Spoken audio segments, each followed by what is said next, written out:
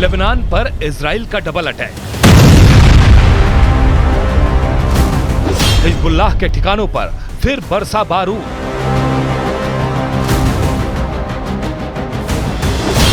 Top commander Ibrahim कुबैशी भी ढेर। Lebanon की धरती पर इजराइल की सेना कहर बनकर टूट रही है। हिजबुल्लाह के एक एक ठिकाने को टारगेट किया जा रहा है। जहां जहां हिजबुल्लाह के लड़ाके छिपे हुए हैं, वहां वहां इजराइल की सेना उन्हें टारगेट कर रही है। इजराइल की खुफिया एजेंसी के डायरेक्शन में चल रहा यह ऑपरेशन अब इस कदर घातक रूप ले चुका है कि हिजबुल्लाह पूरी तरह तबाह होने की कगार पर पहुंच गया है। ऐसा इसलिए भी है क्योंकि इजराइल की सेना अब सीधे सीधे हिजबुल्लाह के उन बड़े लोगों को निशाना बना रही है जिन्हें जंग के मोर्चों का मास्टरमाइंड माना जाता है।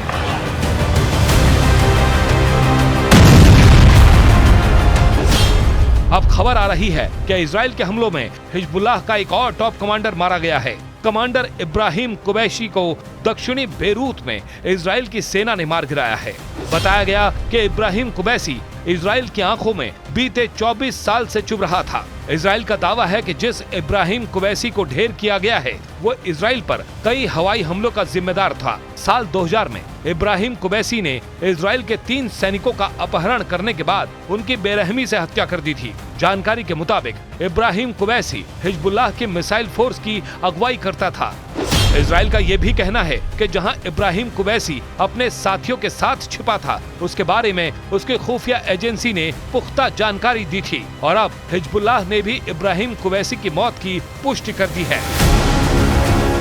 24 घंटे में हुए इजराइल के इस डबल अटैक में अब मरने वालों की संख्या में भी इजाफा हो गया है। जानकारी के मुताबिक लेबनान पर हुए इन हमलों में 558 लोगों की मौत हो गई है, जिनमें 50 बच्चे भी शामिल हैं। इजराइल के इन सीरियल हमलों के बीच पाकिस्तान के प्रधानमंत्री शहबाज शरीफ का भी रिएक्शन आया है।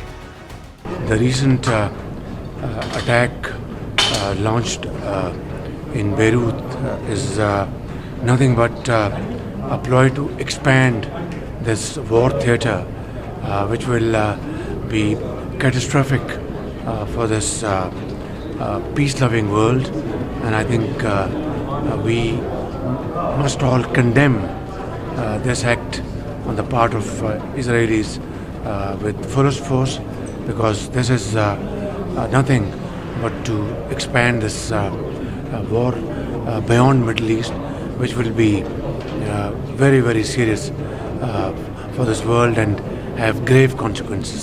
How to find a solution to this crisis? Two-state solution is the only answer. Immediate ceasefire, and then two-state solution. There is no other option. उन्होंने इन हमलों को दुनिया के लिए विनाशकारी बताया है। लेबनान में लगातार बिगड़ते हालात पर अमेरिका की नजरें भी टिकी हुई हैं। राष्ट्रपति जो बाइडेन का कहना है कि भले ही हालात बिगड़ गए हों, लेकिन कूटनीतिक समाधान अभी भी संभव है।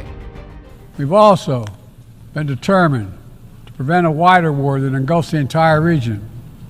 Hezbollah, unprovoked, joined the October 7th attack, launching rockets into Israel. Almost a year later, too many on each side of the Israeli-Lebanon border remain displaced. A full-scale war is not in anyone's interest. Even if the situation has escalated, a diplomatic solution is still possible. In fact, it remains the only path to lasting security to allow the residents from both countries to return to their homes and the border safely. And that's what we're working tirelessly to achieve.